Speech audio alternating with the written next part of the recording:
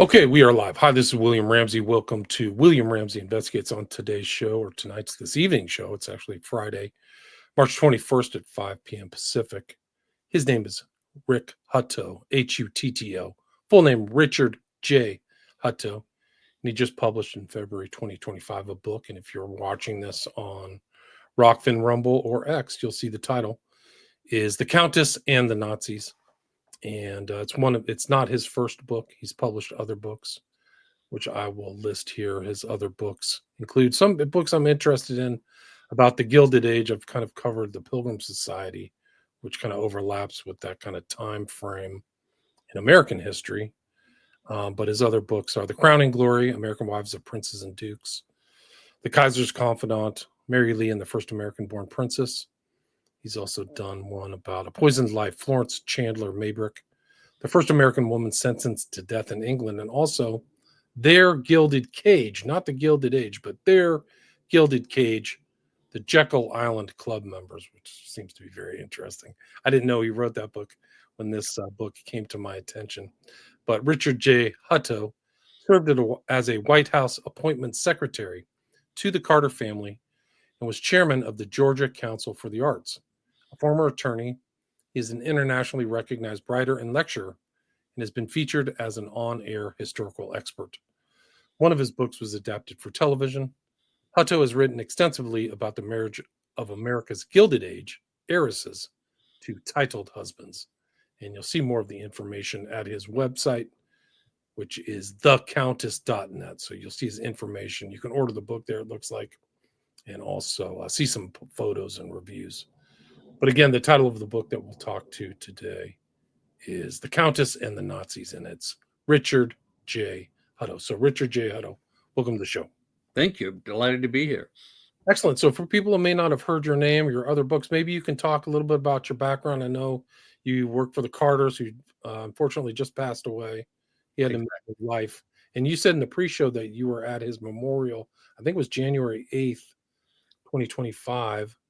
So maybe you could just talk about that and what led up to the publication of this, the writing and publication of The Countess and the Nazis. Sure. I'm delighted to, and thank you for the opportunity.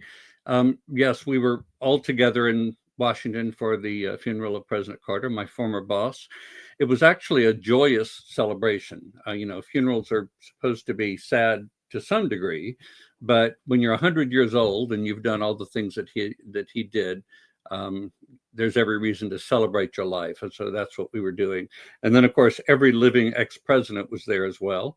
In fact, until they came in, we were all sort of doing old home week, walking around, hugging, kissing.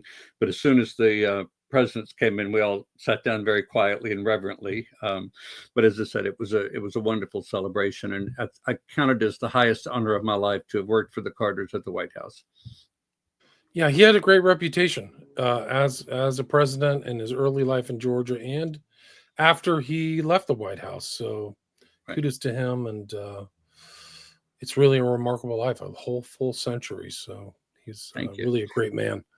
But I started writing after all that, though, after I came back, after we lost the White House, or as the president used to say, after he was involuntarily retired. But I started really talking and looking into the stories of all the American heiresses who married titled husbands.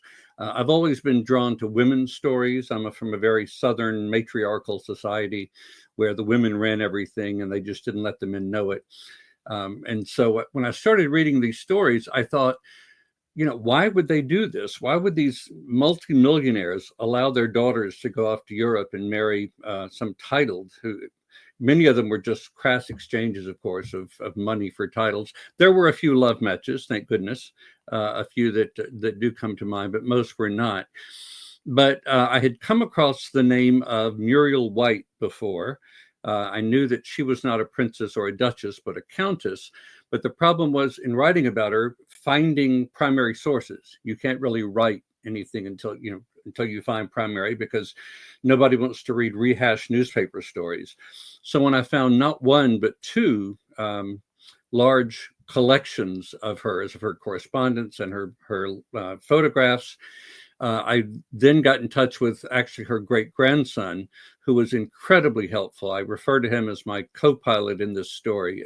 His name is Paul Church, because each time I would come up against something, I could call him and say, okay, what does this mean? And well, which house was this? Because the family she married into had quite a few estates, castles, if you will. And the more I found about her, the more interested I was, because she was very wealthy and she could have just sort of lived a life as a salonier. But she didn't do that. She did things that other women at her time didn't do. She openly defied the Nazis, perhaps a bit brazenly, as the book points out. There are a few places that she was warned to sort of pull it in, but she didn't. So that's the reason that I thought this story needed to come to light and people needed to know about her. Right. And so what kind of research did you undertake to get the background of all this? You said you talked to Paul Church. Were Right. there archives or things like that? And this is kind of a titled noble family in Germany too, right? Absolutely. They were seated in Prussia. They lived in Silesia at the time, which is now basically Poland and Czechoslovakia, but where they lived was in Silesia. They had several residents, as I said, but the niece of the woman we're talking about, is still living. She's at 103 and she's incredibly bright. And she gave all of her side of the family correspondence and things to the University of Georgia Library. And so when I found those, I was amazed that there was so much there. And then I went up to the Library of Congress and also to Hampton, which is a National Park Service home just outside Baltimore, which is where the family really started. The Countess's father, Henry White, who was a great friend of Teddy Roosevelt, who said that White was the best diplomat this country had ever produced. And I think he was very much spot on with that. In fact, White was one of the 5 signatories of the Versailles Peace Treaty that ended World War I. So when I found those papers and then again found somebody within the family who was happy to help me, it was a great a victory, I suppose, because as I said, without all that, I certainly could not have written this.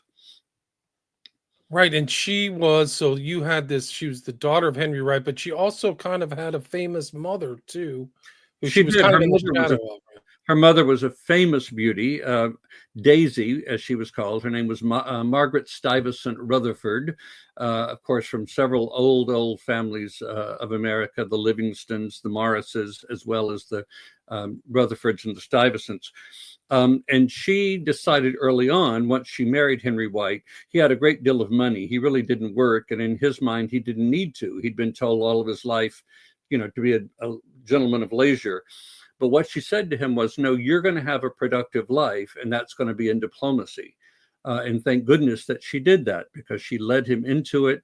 And then once they were sort of on the diplomatic circuit, he was the first secretary of our embassy in London for 8 years, basically ran our embassy for both Republican and Democratic ambassadors. Then he was named ambassador to Italy and then ambassador to France. But during those years, Daisy became rather ill. She was home a great deal. And so the daughter, Muriel, whom we're talking about, stepped up and sort of took her mother's place. She grew up at all of these courts of Europe, saw court life from within, saw diplomacy from within, and she really, it was great training for what would happen to her later in life. She didn't marry until relatively late for the time. She was 29. She'd had some very famous supposed engagements, people saying that she was going to marry this person or that person. For whatever reason, she didn't. But when she met this Prussian count, whose name was Hermann Sehertos, and he was called Manny instead of Herman, obviously, a nickname. She married him. They married in Paris while her father was the ambassador. And then they went off for their honeymoon, came back to Silesia. And because the family had 8 estates, obviously her parents-in-law were in the first one, the major estate called Dubrow. So they moved into Rosenau, a secondary estate, which is about 10 miles away. It had not been updated. She obviously was accustomed to a very comfortable life.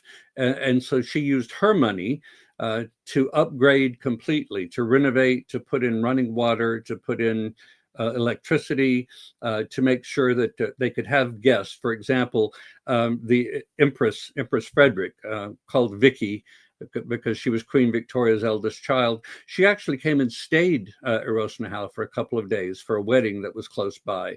So this was a family that had been friends with the Prussian and German royal family for quite some time. And then they had their children. And then once her parents-in-law died, they then moved to Dobrau, the principal residence. And of course, she was called on once again to renovate it, to pay for it. But by that time, something interesting had happened. Congress said, if all of these American heiresses are going to go marry husbands of countries that are fighting against us, we're going to cut off their access to their funds. And they did.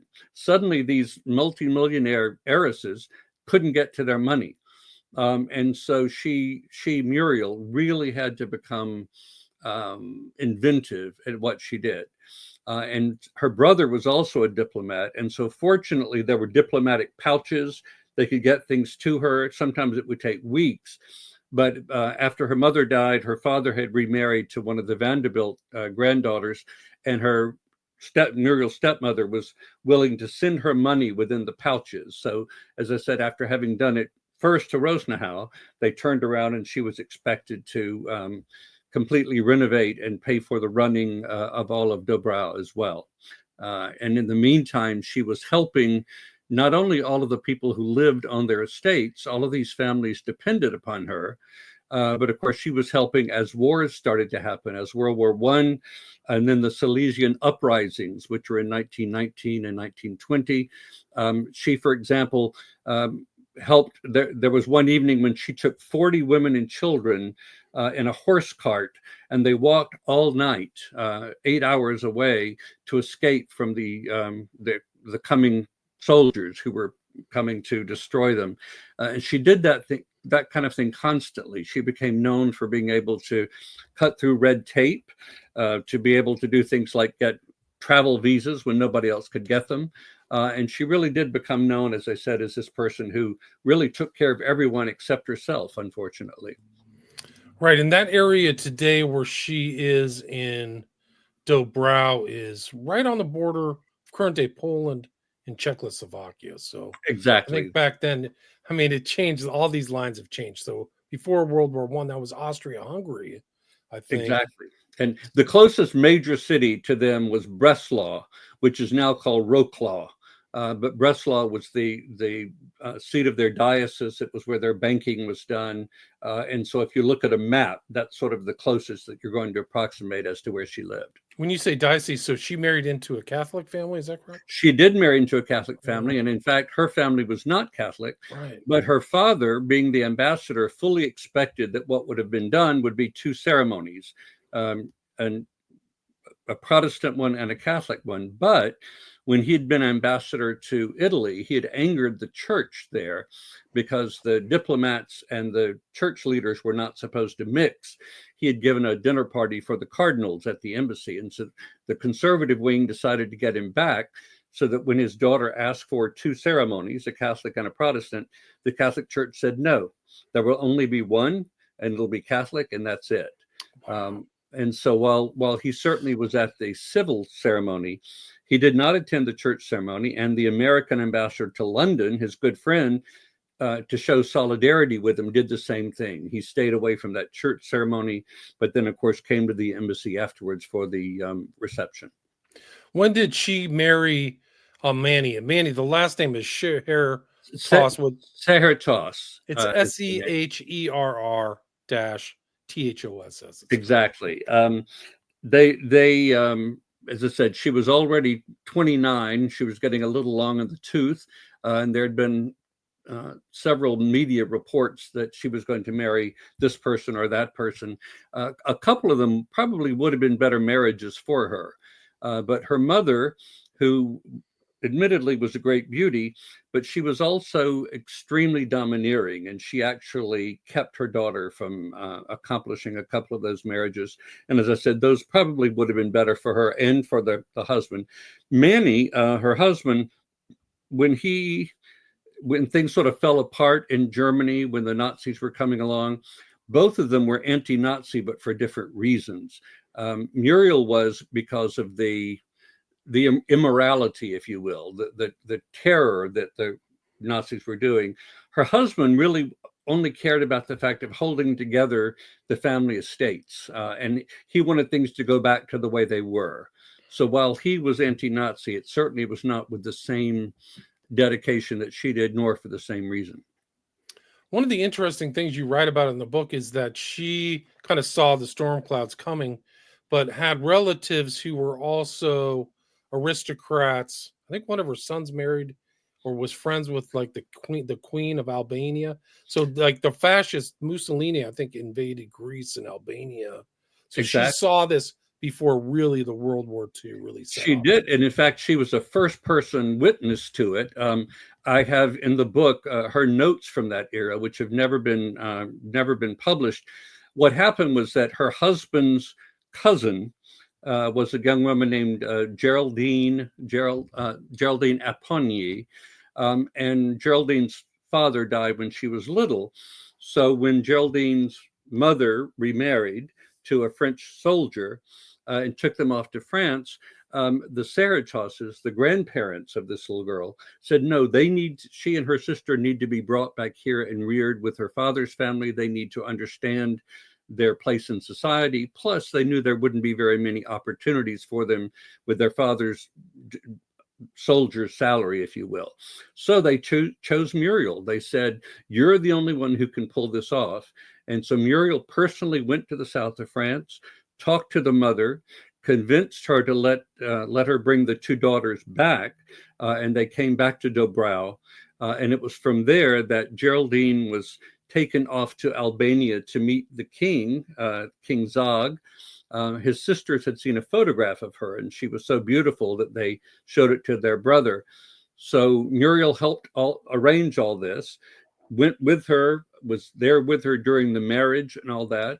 And Muriel returned home, but several months later, Geraldine wrote her and said, now I'm pregnant. I need you to come back. I need you to be here during all of this time, helping me to get through this period and to have our baby. Well, at the same time, the fascists in Italy they desperately wanted Albania because of its location next to the sea, because of its strategic value. And so the day that the baby was born, that Geraldine had been expecting, the heir, Lica, the Italians literally were pushing in from the sea at that point, and they actually had to take a seat out of the back seat of a car, put a mattress in it, and they put Geraldine, who had just had a cesarean operation with a 9-pound, 2-ounce baby, put her and the baby in the back on the mattress, and they couldn't even go on the main roads. They had to drive over the mountains so that they wouldn't be caught. And so just as there were peals celebrating the baby's birth, there were also the fire. There was the fire being heard from the Italians coming in. And so they barely got away, and of course were never able to return. Geraldine and her son were able to return, but the king never went back to Albania after that. But the point of all this, as you said, was that Muriel was a first-person witness to all this, and she wrote it down. She is actually the person who took a note up to send it up to the king to say, they're coming, they're right outside the city. She was able to warn him about that. And of course, after it was all over, she and Muriel and Geraldine stayed very, very close friends for the rest of their lives. Wow, remarkable. So it's like they had to be resourceful in all of this movement, the pre-war and war stuff. And she was she used her diplomatic connections to help Jews escape too. Can you talk about that? Absolutely. There was a family name. The man's name was Arthur Lederer. He was a well-known tailor in Austria. And the reason that Muriel knew him was that because he had designed and made uniforms for her liveried footmen at Dobrau. He was Jewish. He desperately wanted to get out of Austria. And so he wrote to all of his esteemed clients saying, please, will you invite me to your country so I can get papers to get out? And they all wrote back and said, no, we wish you well, but we're not going to touch it. In fact, a couple of them even said, don't write to us again. We don't even want to be associated with you because you're a Jewish family. Muriel, on the other hand, was able to get money for them. Her money was cut off at that point, but she got it from someone else. She was able to get their travel visas through England. They were able to get out and on a slow boat all the way to Australia, where she helped them get set up in a new life. She wrote to them afterwards, the letter is in the book, asking how they were doing, if they were prospering and all that sort of thing. And the son who traveled with them, their little boy Walter, followed his father into the business and became a tailor as well. And so the family escaped. They gave her all the credit. And as I said, they ended up being very successful. And the son and his wife have only died in the last couple of decades. So she was able to get that entire family out. Wow, that's amazing. And her family, she had 3 children. She did. Can you talk about their challenges too? Of course. Her eldest son, the heir, as I said earlier, they all had nicknames. His name was Hans Christoph, but he was always called Boise, even into his old age. He was a really bright man, but he met an American woman when they were skiing at Interlaken, and married her. And not long after that, the German government took away his and his wife's citizenship and also any of their access to any funds they had. So here there was this bright, attractive couple, and they had no support. And back in the U.S., because she was American, here the husband was blonde, very good looking, Aryan, a double barrel last name, just as Germany is sort of going into war, and her family was not pleased about that at all. They were not looking for, a German son-in-law. So they ended up divorcing amicably, and he married a second time, much more happily the second time, to a woman named Sonia Phipps, Sonny, as she was called. That was the first son. Then the daughter, Margaret, was sort of back and forth between America and Silesia. She did marry an American. It was not a happy marriage, but she sort of followed her mother's footsteps. Even in the Cold War, she was known to go over and use her charm and her languages to help people as well. And then the third and youngest child was called Cincy. And all he really wanted to do was to be a rancher. And so he went off to Jackson Hole, Wyoming, where his son, in fact, still runs the farm or the ranch that he had there. Wow, remarkable. Yeah. So, but the challenge is they had to try to get through the war and the Gestapo and all this other, the front and the Anschluss, right, was taking place in Austria. Exactly. I think that was 38 or 39. Can you talk about what kind of things presented themselves to her and her family? Well, she had a cousin, an American cousin, who had been the naval attaché at the American embassy in Berlin, and he was interned. He was arrested, as were all of the staff there. So she was writing him letters back and forth, and I have a wonderful letter from him after her death, saying that she was writing things to him that were really dangerous, and he said, I was sure that they were being read as they were being given to me, because he was in jail himself. He was in prison, and he warned her about it. But again, I don't know if it was because she was so optimistic or perhaps a bit brazen, but she in fact didn't listen to him. She kept writing the letters. He was able to get out finally. But as all of this is happening, you had the German, the Gestapo, the SS kept coming to her saying, your 2 sons have to serve. They have to serve in the military. They are draft age. She sent them abroad. She didn't want them to do that. But she also did other things, like she helped a couple of pilots escape. And to this day, no one knows how. All of the records were burned in 1945, so there's no one who knows how, but she got them out. There was a French prisoner who was in a German prison, and she was able, through her friends, to get help for him, to get much more humane treatment for him. He lived through the war and probably would not have if she had not done that. But all this time, her husband, Manny, was basically doing nothing to help. He had a mistress. He also expected her to sort of spend all of her money, even though, as I said, she didn't have access to it. So it was a very difficult time for her.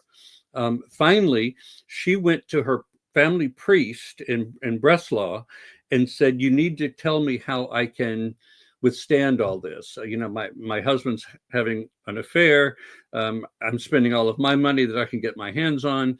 Please tell me what I can do to survive this emotionally and spiritually." And the priest looked at her and said, "I know your husband. I'll give you a divorce immediately." And he did. She wanted that because she wanted to try to get her American citizenship back and get her passport back. And so you would think that was a good thing. No, because when she went to the family bank, she was told by their banker that now that she was divorced, she had no access to anything, any funds at all. It was all in her husband's name now. And they telegraphed asking him if she could come home, since she was the one who had paid for all this. And he said she could only come home as an unpaid housekeeper. And she had no other option at that point. So this woman who had done all these incredible things went back to Dobrau, continued helping people, and even helped her husband escape, former husband. This was after the divorce, after he had treated her this way. He had had a medical deferment, and they said to him, "No, you have to come back and serve." She actually put him in a hay wagon, gave him food, and he escaped and got away. And again, that's after he had treated her that way. So it was a terrible time. But the worst, of course, was that the Gestapo, the SS, kept coming and saying, "You must turn your sons over to us. Plus, you need to tell us all these other things, how they've taken place." And they gave her one last warning and said, "If you do not tell us, we're coming to take you to Auschwitz. We're arresting you. We're putting you in a concentration camp." She saw them turn up the driveway at Dobrau. She saw they were serious. As they were walking up to the door, she climbed up into the tower of her castle and she jumped to her death below. Obviously saving herself from any kind of torture, but also keeping any of her secrets safe. Right. That's incredible. Incredible story. And I mean, she went a long way to get married, and Auschwitz isn't that far away. I mean, back then it was Germany, but that's right. In fact, I'm going over in August to speak at both Dobrau and Rosenau, and I'm really looking forward to seeing that as well, because as you said, it's not very far away at all. So Breslau is close to the current border of Poland and Czechoslovakia. Where's Roch now? Is that another property? Yeah, it was about 10 miles from Dobrau. So not very far at all. Yeah, there were several residences, and those were the two most important ones. I got the feeling that she kind of transported the kind of Gilded Age mentality from the U.S. to where she lived in Germany at that time. Do you get that impression? She did. She was known as an incredible hostess. There are still descendants of the families who were servants who talk about the fact that every year at Christmas, they brought them into the Grand Hall, this gorgeous, beautiful, beautiful place. And they were there for hours. It was all decorated. They were given Christmas gifts. They were given food for the whole day. And she made sure that she treated them that way. And even once her husband was out of the picture, she still had the women and children of the servants. All the men, of course, were gone. She still had to take care of all of them. And she took that responsibility very, very seriously. Wow. Yeah, amazing story. Really good book. And the way that the formatting is excellent in the book. Is very readable. So thank you. Kudos to you. Rick, we are at the 30-minute mark. I know it's Friday afternoon. Is there anything you'd like to add or anything I missed? And where can people find the book? thecountess.net. And there are several places on there they can order easily. And I really appreciate the opportunity to share her story with you. Thanks so much. And so the Countess.net, I'll put a link there. You can find out about Rick. You can see his picture there. He's also got a schedule of his, looks like you've got some speaking arrangements in the near future if you're in Long Island or Boston or some of these clubs. So bookstore in Lenox, Massachusetts. I'm sure you'll be adding to that. Absolutely. But excellent. And again, the full title of the book is The Countess and the Nazis. And the author is Richard J. Hutto, Hutto. Thank you so much for your time. Thank you. Appreciate it. All right. Stay there.